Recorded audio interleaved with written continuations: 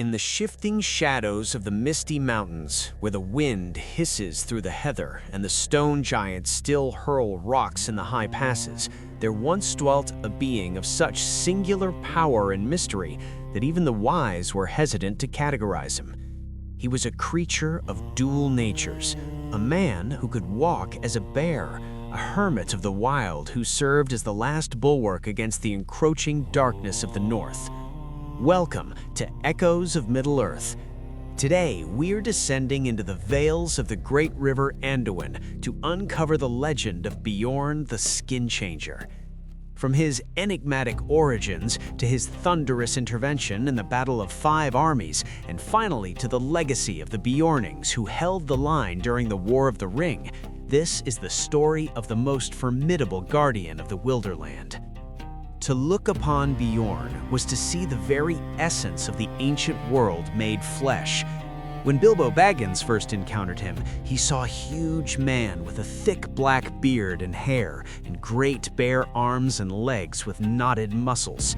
He was a man of the earth, clothed in a simple tunic of wool that reached his knees, leaning upon a large axe as if it were a mere walking stick. Yet, this was only one of his shapes. Beorn was a skin changer, possessing the unique ability to shift his form into that of a huge black bear. Under no enchantment but his own, he ranged far and wide in this animal guise, his presence so imposing that he once heard his own growl in the tongue of bears, vowing that a day would come when his enemies would perish and he would return to the mountains. The origins of this unique power were a matter of much debate, even in his own time. Gandalf, the most learned in such obscure lore, admitted that the truth was difficult to pin down. Some suggested that Beorn was a bear descended from the great and ancient bears of the mountains that lived in Arda before the coming of the giants. Others, including Gandalf himself, believed a different tale, that he was a man descended from the first men who lived in the north before the arrival of the dragon Smaug, or the descent of the goblins into the hills. Regardless of his biological beginning, Beorn felt a deep spiritual connection to the Misty Mountains, and his presence by the great river was a self-imposed exile, waiting for the world to be cleansed of the maggots of the north. Beorn's lifestyle was as remarkable as his nature. He lived in an oak wood with a great wooden house, surrounded by a world of his own making. He was the master of a domain where nature was not a resource to be exploited, but a family to be nurtured. He kept cattle and horses that were nearly as marvelous as himself, animals that worked for him and could even speak to him in a queer language of their own. He did not hunt or eat wild animals, nor did he consume meat. Instead, he lived primarily on cream and honey. To support this, he kept hives and hives of great fierce bees, whose honey was a central ingredient in his legendary provisions. The intervention of Beorn in the affairs of the Third Age began in earnest during the summer of 2941, when Gandalf, Thorin Oakenshield, and a bedraggled company of dwarves appeared at his gates. Having narrowly escaped the Great Goblin and the pursuing wargs, the company was in desperate need of aid. Gandalf, ever the strategist, understood that Beorn was not a man to be approached lightly. He introduced the dwarves in pairs every 5 minutes, using a sprawling tale of their adventures to hook Beorn's interest and prevent him from turning them away as suspicious beggars.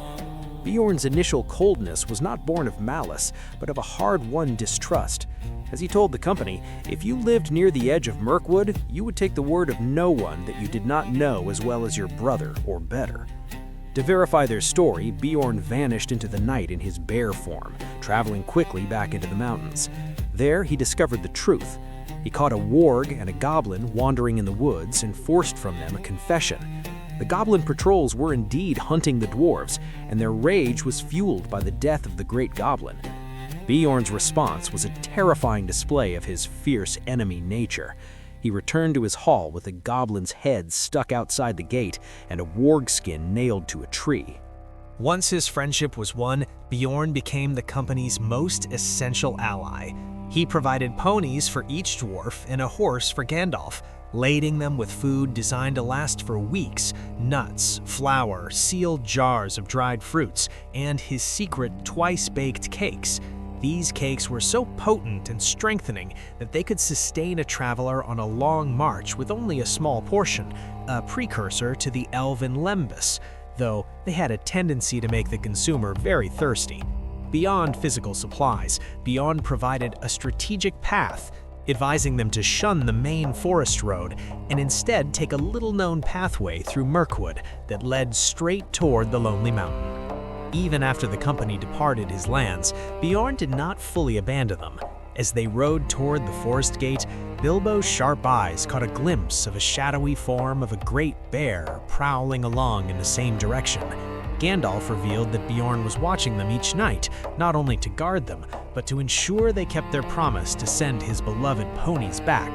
To Beorn, his animals were his children, and he showed a kindness in letting dwarves ride them that few others would have received. However, the defining moment of Beorn's life in the Third Age occurred during the Battle of Five Armies. As the forces of men, elves, and dwarves were being slowly overwhelmed by the goblin host of Bolg, Beorn appeared unlooked for. He came alone, in bear shape, and in his righteous wrath he seemed to have grown almost to giant size. The roar of his voice was like drums and guns, and he tossed wolves and goblins from his path like straws and feathers. He broke through the goblin ring like a clap of thunder, lifting the mortally wounded Thorin Oakenshield from the fray and bearing him to safety.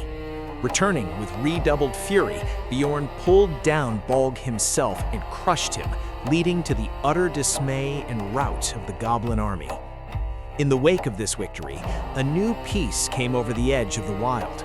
Beorn became a great chief in the regions between the mountains and the wood, ruling a wide land that men from far and wide came to settle.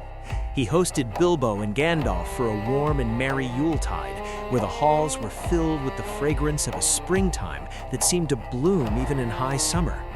It is said that for many generations, the men of his line, the Beornings, had the power of taking bear shape. While some were grim and bad, most were in heart like Beorn, and through their valor, the last goblins were hunted from the Misty Mountains. As the Third Age moved towards its climax in the War of the Ring, the legacy of Beorn became a vital strategic factor for the Free Peoples. By this time, Beorn had passed away, and his son, Grim Beorn the Old, was the lord of many sturdy men. These Beornings were valiant and kept open the high pass in the ford of Carrick. Glóin the dwarf noted during the Council of Elrond that without the Beornings, the passage from Dale to Rivendell would have long ago become impossible. Though they were trusty and served as a shield against the orcs and wolves, they inherited Beorn's legendary prickliness. They were not overfond of dwarves and charged high tolls for passage through their lands. During the actual War of the Ring, the Beornings played a crucial, though often unsung, role in the Northern Theater. While the Great Eye was focused on Minas Tirith, a far-stretched right hand of Sauron was directed at the north, bringing war to Mirkwood and the Lonely Mountain. The Beornings and the Woodmen of the Forest Eve stood as the primary defense against the forces of Dol Guldur that attempted to overrun the Vales of Anduin. They were the Middle People, men of the Twilight, who, like the Rohirrim, were related to the Edain of old, but had remained in the north. The effectiveness of the Beornings in battle was such that neither orc nor wolf dared to enter their territory. Their presence forced Sauron's northern armies to bypass the direct passes of the mountains, slowing their coordination with the forces in the south. When the One Ring was finally unmade and the shadow was lifted, the Beornings were rewarded for their long and weary defense. Celeborn and Thranduil met in the heart of the forest to rename Mirkwood as Eren Laskalen, the Wood of Green Leaves. In the new ordering of the land, the entire wide forest between Thranduil's northern realm and the new East Lorien in the south was given to the Beornings and the Woodmen to dwell in peace. The story of Beorn is a reminder that in Middle-earth, power often resides in the most isolated places. He was a being who chose to be a stone doomed to rolling, in the sense that he never sought the comfort of a settled kingdom until necessity and honor forced his hand. He was the Black Thorn of Brethil of his era, a man who sought the belly of the dragon not for gold, but for the safety of the living world. As the last ship sailed from the Gravehavens and the Third Age passed into the realm of song, The echoes of Beorn's rolling laugh in the memory of his golden gardens remained, a testament to a time when a single man could stand against the storm and change the fate of the world. Thank you for joining us on this exploration of the life and legacy of the Skin Changer here on Echoes of Middle-earth. If you want to hear more about the hidden guardians and ancient heroes of Arda, make sure to like and subscribe as we continue to unearth the deep truths of Tolkien's magnificent world. Until the stars shine again on our meeting, may your road be fair and your heart as unyielding as the mountains Beorn once called home.